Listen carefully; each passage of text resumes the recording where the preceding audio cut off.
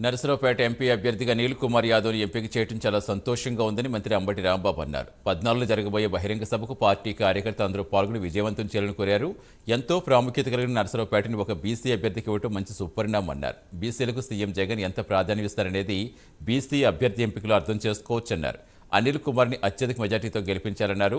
YCP నుంచి BC అభ్యర్థిని ప్రకటించగానే TDP నేతలు వణికిపోతున్నారని, ఎవరిని అభ్యర్థిగా పెట్టాలో వారికి అర్థం కావట్లేదని ఎద్దేవా చేశారు. చంద్రబాబు, పవన్ అనైతిక పొత్తులని పేర్కొన్నారు. పల్నాడు బస్టాండ్ సెంటర్లో బహిరంగ సభను నిర్వహించాలని మేమందరం నిర్ణయించుకున్నాం. ఆ బహిరంగ సభకు పార్లమెంట్లో ఉన్నటువంటి 7 అసెంబ్లీ నియోజకవర్గాల నుంచి కూడా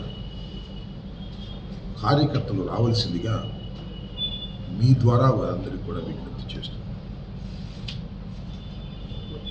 జగన్మోహన్ రెడ్డి గారు ఒక చరిత్రాత్మకమైనటువంటి నిర్ణయాన్ని తీసుకున్నారు.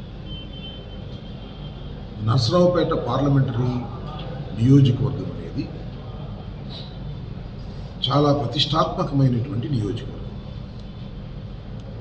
ఇక్కడ నుంచి రిప్రజెంట్ చేసినటువంటి వ్యక్తులు ఒకసారి మనం పరిశీలించినట్లయితే కాసు బ్రహ్మానంద రెడ్డి గారు, నెదురుమల్లి జనార్దన్ రెడ్డి గారు, కొణిజేటి రోసయ్య గారు, వీరందరూ కేంద్ర రాజకీయాల్లోనూ రాష్ట్ర రాజకీయాల్లోనూ చాలా కీలక పాత్ర పోషించినటువంటి వ్యక్తులు. అంత ప్రాముఖ్యత సంతరించుకున్నటువంటి నరసరావుపేట పార్లమెంటరీ నియోజకవర్గం